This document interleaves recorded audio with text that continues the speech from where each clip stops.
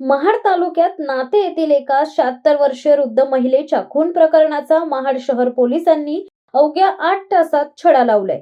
दागिने आणि मोबाईल हिसकावण्याच्या उद्देशाने गळा दाबून खून करणाऱ्या आरोपीला पोलिसांनी अटक केली असून तो मृत महिलेच्या नातेसंबंधातीलच असल्याची माहिती समोर आली आहे।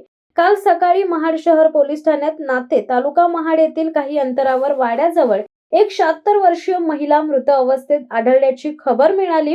पोलिसांनी तातडीने घटनास्थळी धाव घेतली आणि मृतदेह महाड ग्रामीण रुग्णालय येथे शवविच्छेदनाकरिता आणला।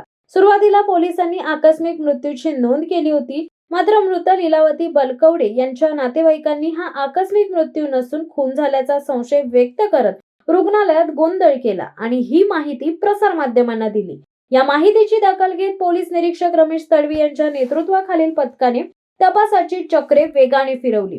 तपासात असे निष्पन्न झाले की लीलावती बलकवडे या परवा म्हणजे शनिवारी सायंकाळी आपल्या शेतातील वाड्याजवळ काम करण्याकरिता गेल्या होत्या।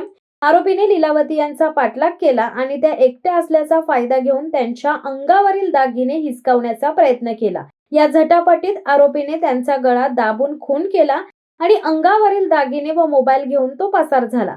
पोलिसांनी तांत्रिक माहिती आणि गुप्त बातमीदारांच्या आधारे तपास करत अवघ्या 8 तासांमध्ये हत्या करणाऱ्या आरोपीचा शोध घेतलाय। सुरुवातीला आरोपी गुन्हा कबूल करण्यास नकार देत होता, मात्र पोलिसांनी खाक्या दाखवताच त्याने खुनाची कबुली दिली आहे।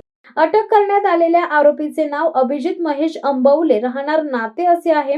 आरोपी आणि मृत महिला यांच्यात नातेसंबंध असल्याचे समजते। आरोपी अभिजित अंबवले यांच्या विरोधात भारतीय न्याय संहिता कलम 103(1), 309(4) आणि 311 प्रमाणे गुन्हा दाखल करण्यात आलाय। त्यांना आज न्यायालयात हजर करण्यात येणार असल्याची माहिती पोलिसांनी दिली आहे।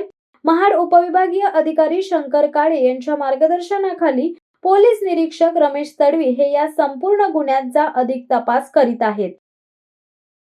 शिवसत्ता टाइम्ससाठी रेश्मा माने, महाड। दे धडक बेधडक वृत्त देणाऱ्या आपल्या शिवसत्ता टाइम्स न्यूज चॅनलला लाल बटन दाबून सबस्क्राईब करा आणि बेल आयकॉनला क्लिक करायला विसरू नका।